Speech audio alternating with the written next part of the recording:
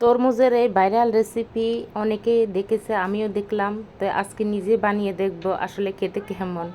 তো আজকে আমি বানাবো, তো সেজন্য বড় একটা তরমুজ নিয়ে নিলাম। তো তরমুজটা একটু ধুয়ে নিতেছি। বাইরে থেকে নিয়ে আসছি, তো অনেক ময়লা টয়লা থাকতে পারে, সেজন্য ধুয়ে নিতেছি। তাড়াহুড়া করতেছি, এক জায়গায় ঘুরতে যাব। তো রান্না বাড়া আমার সব কিছু হয়ে গেল। এখন তরমুজটা আমি জেলিটা বানাবো তরমুজের। তো এখন কেটে নিতেছি। তো এখন তরমুজটা এত লাল না, মানে সাদাও না, আছে মোটামুটি। তো কেটে নিলাম মাঝখান দিয়ে। প্রথমে ভাবলাম পুরোটাই আমি এই চামচ দিয়ে তুলে নেব মাঝখান থেকে, কিন্তু পরে ভাবলাম না, এত বড় তরমুজ তো ফ্রিজে ঢুকবে না, আমি মাঝখান থেকে ছোট করে অল্প একটু নেব। তো ছুরি দিয়ে কেটে এখন মানে টুকরা টুকরা করে আমি বাটিতে নিয়ে নেব, যেহেতু ব্লেন্ডার করব, তাহলে আর কোনো ইয়া করা লাগবে না, যেমনি এমনি কেটে নিলেই হবে, টুকরা করা লাগবে না। তো সবগুলো আমি এই যে কেটে নিতেছি চাকু দিয়ে। আজকে আমি বানিয়ে দেখব আসলে এটা খেতে কেমন। আমি অনেকবারে মোবাইলের ভিতরে দেখলাম, গেছেবারও গরম সিজনে তরমুজ যখন বের হয়েছে তখন মোবাইলে অনেকবারে দেখলাম এই আগার আগার পাউডার দিয়ে জেলিটা বানাতে। তো আমি আজকে বানিয়ে দেখব। এর আগে এই বাজারে গেলাম, তখন অনেক জায়গায় আগার আগার পাউডারটা আমি খুঁজলাম, পাইনি। পরে মেয়ের নাচের ওখানে যখন গেলাম, একটা দোকানে পেলাম। তো আজকে আমি বানাবো। তো ব্লেন্ডার করব, ব্লেন্ডারের ভিতরে দিয়ে দিতেছি। দুইবারে ব্লেন্ডার করব, অনেকটাই তরমুজ হয়েছে। তরমুজ শুধু জল আর জল।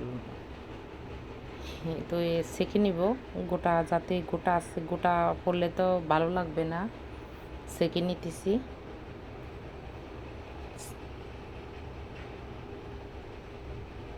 তো সেঁকে নিতেছি।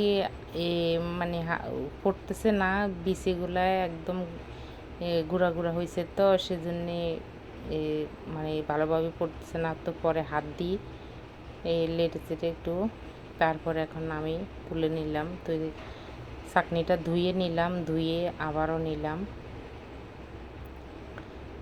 তো সবগুলো আমি সেঁকে নিতেছি। সবগুলো সেঁকে নিয়ে পরে আমি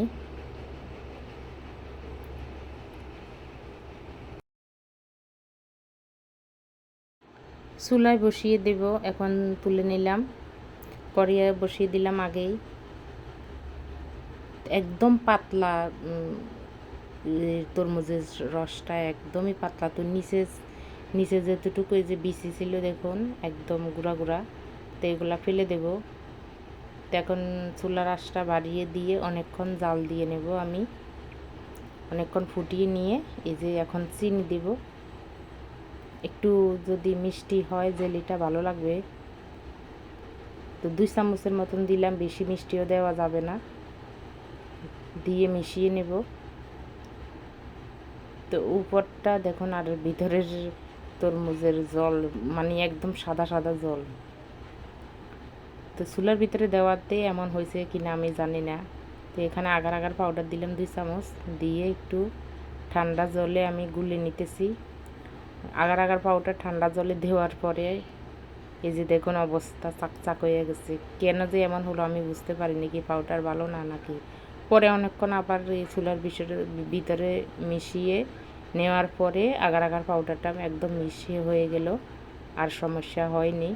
তো এখন তরমুজের ভিতরে আমি ঢেলে নিলাম, ঢেলে নিয়ে ফ্রিজে রেখে দেব। ফ্রিজে নিয়ে রেখে দিয়ে আমি রেডি হব, একাডেমিতে যাব। একাডেমিতে আজকে বৈশাখী মেলা আছে, তো আমরা সবাই মিলে ঘুরতে যাব। তো এই যে দেখো, আমরা সবাই ঘুরতে চলে আসলাম। এত বড় এরিয়া, আমরা শুধু সামনেটুকু এই যে তোমাদের দেখিয়ে দিলাম। এত বড় এরিয়া, মানে এই জায়গা তো মেলা হতেছে না, এই জায়গায় একদম সামনে একাডেমির একদম সামনে যায় দৃশ্য, খুবই সুন্দর। তো আমরা এখানে ছবি টবি তুলবো, সেজন্য এখানে একটু ঢুকলাম। ঢুকে এখানে অনেকক্ষণ ঘোরাফেরা পরে আমরা পরে কেনাকাটার জন্য একদম মেলার ভিতরে ঢুকে পড়বো। মেলার ভিতরে আমরা যেতে যেতে একদম সন্ধ্যা হয়ে গেল, বেশি কেনাকাটাও করতে পারিনি, সামান্য একটু মাটির জিনিস কিনলাম, এই তো এই যে পরের দিন সকালবেলা আমি জেলিগুলো তোমাদের দেখিয়ে দিতেছি, খুব সুন্দরভাবে হয়েছে। তো এখন আমি কেটে নিতেছি, কেটে নিয়ে তো আমরা খাবো। তো গরমের ভিতরে এরকম তরমুজের জেলি হলে তো খুবই ভালো হয়। তোমাদের কাছে কেমন লাগলো অবশ্যই জানাবে। এই প্রথমবার আমি বানালাম। হ্যাঁ, খেতে কিন্তু এমনি তরমুজের থেকে এমনি তরমুজ খেতে যেরকম ভালো, আমার কাছে কিন্তু সেরকম ভালো লাগেনি। তোমরা বানিয়ে খেয়ে দেখতে পারো। তো এই আশা করতেছি আজকের ভিডিও আমার ভালো লাগলে একটু লাইক দিবে, শেয়ার করবে। ধন্যবাদ।